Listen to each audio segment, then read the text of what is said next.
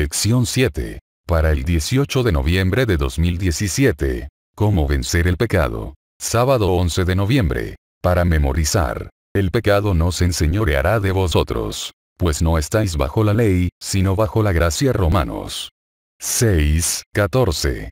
Si las obras no pueden salvarnos, ¿por qué preocuparse por ellas? ¿Por qué no seguir pecando? El capítulo 6 es la respuesta de Pablo. Pablo aquí se ocupa de lo que comúnmente se entiende como santificación, el proceso por el que vencemos el pecado y reflejamos cada vez más el carácter de Cristo. La palabra santificación aparece solo 2 veces en Romanos. La encontramos en el capítulo 6, en el versículo 19 y en el 22, como la palabra griega agiasmos, que significa santificación. En la Nueva Versión Internacional, aparece en estos 2 versículos como santidad. En la Biblia, santificar significa dedicar, generalmente a Dios. Por lo tanto, a menudo, ser santificado se presenta como un acto pasado culminado. Por ejemplo, con todos los santificados Hech. 20:32. Los santificados, en esta definición, son los que están dedicados a Dios. Sin embargo, este uso bíblico de santificar de ninguna manera niega la importante doctrina de la santificación, o el hecho de que la santificación es la obra de toda una vida. La Biblia apoya firmemente esta doctrina. Esta semana veremos otro aspecto de la salvación por la fe, que fácilmente puede malinterpretarse. Las promesas de victoria sobre el pecado en la vida de alguien que es salvado por Jesús. Domingo 12 de noviembre. Cuando el pecado abundó. En Romanos 5:20, Pablo hace una declaración poderosa. Mas cuando el pecado abundó, sobreabundó la gracia.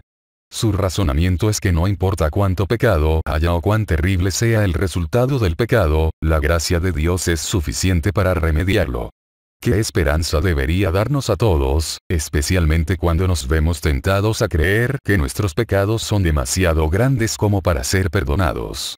En Romanos 5:21, Pablo muestra que, aunque el pecado llevó a la muerte, la gracia de Dios mediante Jesús ha derrotado a la muerte y puede darnos vida eterna. Lee Romanos 6:1.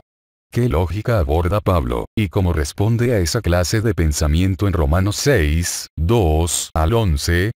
Pablo sigue una interesante línea de argumentación en el capítulo 6 acerca de por qué una persona justificada no debería pecar. En primer lugar, dice que no debemos pecar porque hemos muerto al pecado. Luego, explica lo que eso quiere decir. La inmersión en las aguas del bautismo representa un entierro. ¿Qué se entierra? El viejo hombre de pecado. Es decir, el cuerpo que comete pecado, el cuerpo dominado o gobernado por el pecado. Como resultado, se destruye este cuerpo de pecado. En consecuencia, ya no servimos al pecado. En Romanos 6, se personifica al pecado como un amo que somete a sus siervos. Una vez que se destruye el cuerpo de pecado que sirvió al pecado, cesa el dominio del pecado sobre él. El que sube de la tumba líquida emerge como una nueva persona que ya no sirve al pecado. Ahora anda en vida nueva. Cristo, cuando murió, murió una vez y para siempre, pero ahora está vivo para siempre. Por lo tanto, el cristiano que se bautiza ha muerto al pecado de una vez por todas y nunca más debería volver a estar bajo su dominio. Por supuesto, como todo cristiano bautizado sabe, el pecado no desaparece automáticamente de nuestra vida una vez que salimos del agua. No estar gobernado por el pecado no es lo mismo que no tener que luchar contra él. Con esto vemos claramente lo que significan las palabras del apóstol. Las declaraciones como, hemos muerto al pecado, consideraos vivos para Dios, etc., significan que no cedemos a nuestras pasiones pecaminosas ni al pecado, aunque el pecado continúe en nosotros. Sin embargo, el pecado permanece en nosotros hasta el final de nuestra vida, como leemos en Gálatas 5:17. El deseo de la carne es contra el espíritu, y el del espíritu es contra la carne. Y estos se oponen entre sí. Por lo tanto, todos los apóstoles y los santos confiesan que el pecado y las pasiones pecaminosas permanecen en nosotros hasta que el cuerpo se vuelva cenizas, y resucite un nuevo cuerpo, glorificado, que esté libre de pasión y pecado. Lunes 13 de noviembre. Cuando el pecado reina. ¿Qué amonestación se nos da en Romanos 6, 12? La palabra reinar muestra que, aquí, el pecado está representado como un rey. La palabra griega traducida como reinar significa, literalmente, ser un rey o funcionar como rey. El pecado está demasiado dispuesto a asumir el reinado de nuestro cuerpo mortal y a determinar nuestro comportamiento. Cuando Pablo dice no reine, el pecado, sugiere que el justificado puede optar por impedir que el pecado se erija como rey en su vida. Aquí es donde entra en acción la voluntad. Lo que necesitas entender es la verdadera fuerza de la voluntad. Este es el poder que gobierna en la naturaleza del hombre. El poder de decidir o de elegir. Todo depende de la correcta acción de la voluntad. Dios ha dado a los hombres el poder de elegir. Depende de ellos el ejercerlo. Tú no puedes cambiar tu corazón, tú no puedes por ti mismo dar sus afectos a Dios. Pero puedes elegir servirlo. Puedes darle tu voluntad. Entonces Él obrará en ti tanto el querer como el hacer de acuerdo con su voluntad. De este modo, tu naturaleza entera será puesta bajo el dominio del Espíritu de Cristo. Tus afectos se centrarán en Él y tus pensamientos estarán en armonía con Él. La palabra griega traducida en Romanos 6, 12 como concupiscencias significa deseos. Estos deseos pueden ser tanto de cosas buenas como de cosas malas. Cuando reina el pecado, nos hará desear lo malo. Los deseos serán fuertes, incluso irresistibles, si luchamos contra ellos por nuestra cuenta. El pecado puede ser un tirano cruel que nunca está satisfecho y siempre regresa por más. Solo mediante la fe, solo al reclamar las promesas de la victoria, podemos derrocar a este amo implacable. La palabra pues, en Romanos 6, 12, es importante. Hace referencia a lo que se ha dicho antes, específicamente, a lo que se ha dicho en Romanos 6, 10 y 11. El bautizado ahora para Dios vive. Es decir, Dios es el centro de su nueva vida. La persona sirve a Dios, haciendo lo que le agrada a Dios y, por lo tanto, no puede servir al pecado al mismo tiempo. Está vivo para Dios en Cristo Jesús. Repasa la cita de Elena White en el estudio de hoy. Observa lo crucial que es el concepto del libre albedrío. Como criaturas morales, debemos tener libre albedrío. El poder de elegir entre el bien y el mal, entre Cristo o el mundo. Durante las próximas 24 horas, trata de hacer un seguimiento consciente del modo en que utilizas este libre albedrío moral. ¿Qué puedes aprender del uso, o abuso, que haces de este don sagrado? Martes 14 de noviembre. No bajo la ley, sino bajo la gracia. Lee Romanos 6, 14. ¿De qué modo debemos entender este versículo? Significa que los 10 mandamientos ya no son obligatorios para nosotros. Si ya no lo son, ¿por qué? Romanos 6, 14 es una de las declaraciones clave del libro de Romanos. Y a menudo se la cita en el contexto de alguien que nos dice a los adventistas que el día de reposo sabático ha sido abrogado. Sin embargo, eso obviamente no es lo que quiere decir el versículo. Como ya vimos, no es posible eliminar la ley moral y que el pecado siga siendo una realidad, porque la ley moral es lo que define el pecado. Si leyeras todo lo dicho anteriormente en Romanos, incluso solo en el capítulo 6, sería difícil imaginarse a Pablo anunciando, de repente, en medio de todo este análisis sobre la realidad del pecado, que la ley moral, los 10 mandamientos, que definen el pecado, ha sido abolida. Eso no tiene ningún sentido. Pablo les está diciendo a los romanos que aquel que vive bajo la ley, es decir, bajo la economía judía tal como se practicaba en su época, con todas sus normas y reglamentos hechos por el hombre, estará gobernado por el pecado. En contraste, la persona que vive bajo la gracia obtendrá la victoria sobre el pecado, porque la ley está escrita en su corazón y el Espíritu de Dios puede guiar sus pasos.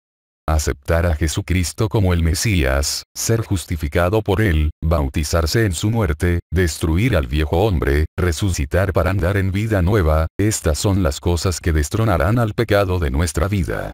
Recuerda que este es el contexto en el que aparece Romanos 6, 14, el contexto de la promesa de la victoria sobre el pecado. No deberíamos definir la frase bajo la ley en forma demasiado restrictiva. La persona que supuestamente vive bajo la gracia pero desobedece la ley de Dios no hallará gracia, sino condenación. Bajo la gracia significa que, mediante la gracia de Dios según la revelación de Jesús, se ha eliminado la condenación que la ley inevitablemente acarrea sobre los pecadores. Por ende, ahora libres de esta condenación de muerte causada por la ley, andamos en vida nueva, una vida que se caracteriza y se manifiesta por el hecho de que, al morir al yo, ya no somos esclavos del pecado. ¿De qué maneras has experimentado la realidad de una nueva vida en Cristo? ¿Qué evidencias tangibles puedes señalar que revelen lo que Cristo ha hecho en ti? ¿De qué aspectos te niegas a desprenderte, y por qué deberías deshacerte de ellos? Miércoles 15 de noviembre. Pecado o obediencia. Lee Romanos 6, 16. ¿Qué está planteando Pablo? ¿Por qué su argumento es tan blanco y negro? Es lo uno o lo otro, sin ningún término medio. ¿Qué lección deberíamos aprender de este contraste tan claro? Pablo vuelve a enfatizar que la nueva vida de fe no garantiza que estemos libres de pecado. La vida de fe hace posible la victoria sobre el pecado. De hecho, solo a través de la fe podemos tener la victoria que se nos promete. Luego de personificar al pecado como un rey que somete a sus súbditos, Pablo ahora vuelve a la figura del pecado como un amo que exige la obediencia de sus siervos. Pablo señala que una persona tiene la opción de escoger a su Señor. Puede servir al pecado, que lleva a la muerte, o puede servir a la justicia, que conduce a la vida eterna. Para Pablo no hay un término medio, ni deja espacio para avenencias. Es una cosa o la otra porque, al final, nos enfrentamos a la vida eterna o a la muerte eterna. Lee Romanos 6, 17. ¿De qué forma amplía Pablo lo que dijo en Romanos 6, 16? Es interesante observar que la obediencia está ligada a la doctrina correcta. Aquí, el término griego para doctrina significa enseñanza. A los cristianos romanos se les habían impartido los principios de la fe cristiana que ahora obedecían. Por eso, para Pablo, cuando los cristianos obedecieron de corazón la doctrina correcta, la enseñanza correcta, esta ayudó a los romanos a convertirse en siervos de la justicia romanos. 6, 18. A veces, oímos decir que la doctrina no importa, siempre y cuando mostremos amor. Esa es una expresión muy simplista de algo que no es tan sencillo. Como se dijo en una lección anterior, Pablo estaba muy preocupado por la falsa doctrina a la que la iglesia de Galacia había sucumbido. Por consiguiente, debemos ser cuidadosos con las declaraciones que denigren de algún modo la importancia de la enseñanza correcta. Siervos del pecado, siervos de la justicia. El contraste es muy marcado. Si después del bautismo pecamos, quiere decir que no somos verdaderamente salvos. Lee 1 de Juan 1, 8 a 2, 1. ¿Cuánto nos ayuda este pasaje a entender lo que significa ser seguidor de Cristo y aún así estar sujeto a caer? Jueves 16 de noviembre. Libres de pecado. Teniendo en cuenta lo que hemos estudiado hasta ahora en Romanos 6, lee los versículos 19 al 23. Resume en las siguientes líneas la esencia de lo que Pablo está enseñando. Más aún, pregúntate de qué modo puedes hacer realidad en tu vida las verdades esenciales que aborda Pablo. Pregúntate qué cuestiones están en juego. Estas palabras de Pablo muestran que comprende plenamente la naturaleza caída de la humanidad. Habla de vuestra humana debilidad. El apóstol sabe de lo que es capaz la naturaleza humana cuando queda librada a su suerte. Por eso, nuevamente hace un llamado al poder de decisión. El poder que tenemos de elegir entregar nuestra carne débil y de entregarnos a nosotros mismos a un nuevo amo, Jesús, que nos permitirá vivir una vida justa. A menudo se cita Romanos 6, 23, para mostrar que el castigo por el pecado, es decir, la transgresión de la ley, es la muerte. No cabe duda de que el castigo del pecado es la muerte. Pero, además de ver la muerte como el castigo del pecado, debemos ver el pecado como Pablo lo describe en Romanos 6. Un amo que domina a sus siervos y los embauca pagándoles con la muerte. Observa, además, que en la descripción del retrato de los dos amos, Pablo llama la atención sobre el hecho de que servir a un amo implica librarse de servir al otro. De nuevo vemos que las alternativas son bien específicas. O una o la otra. No hay término medio. Al mismo tiempo, como todos sabemos, estar libres del dominio del pecado no significa ser impecables, o que no luchemos, o incluso que, a veces, no caigamos. Significa que ya no estamos dominados por el pecado, por más que éste siga siendo una realidad en nuestra vida y por más que debamos reclamar diariamente las promesas de victoria sobre él. Por lo tanto, este pasaje llega a ser un poderoso llamado para cualquiera que esté sirviendo al pecado. Este tirano no ofrece nada más que la muerte como pago por hacer cosas vergonzosas. Por esto, una persona razonable debería desear la emancipación de este tirano.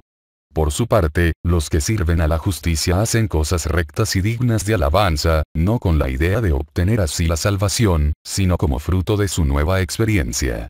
Si actúan con el propósito de ganarse la salvación, no captaron la esencia del Evangelio, de lo que la salvación es, ni de por qué necesitan a Jesús. Viernes 17 de noviembre. Para estudiar y meditar. El Jesús no consintió en pecar. Ni siquiera por medio de un pensamiento se dio a la tentación. Así también podemos hacer nosotros. La humanidad de Cristo estaba unida con la divinidad. Fue hecho idóneo para el conflicto mediante la permanencia del Espíritu Santo en él. Y él vino para hacernos participantes de la naturaleza divina. Mientras estemos unidos con él por la fe, el pecado no tendrá dominio sobre nosotros. Dios extiende su mano para alcanzar la mano de nuestra fe y dirigirla a asirse de la divinidad de Cristo con el fin de que nuestro carácter pueda alcanzar la perfección. En nuestro bautismo, nos comprometemos a romper toda relación con Satanás y sus instrumentos, y a poner corazón, mente y alma en la obra de extender el reino de Dios.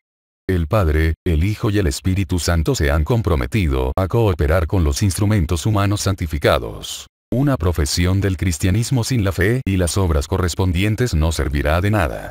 Nadie puede servir a dos señores. Los hijos del maligno son los siervos de su Señor, al cual se entregaron para obedecerle. Son sus siervos, y no pueden ser siervos de Dios a menos que renuncien a todas sus obras. No puede ser inofensivo para los siervos del Rey Celestial tomar parte en los placeres y las diversiones en que participan los siervos de Satanás, aun cuando repitan a menudo que las tales diversiones son inocentes. Dios ha revelado verdades sagradas y santas que han de separar a sus hijos de los impíos y purificarlos para sí.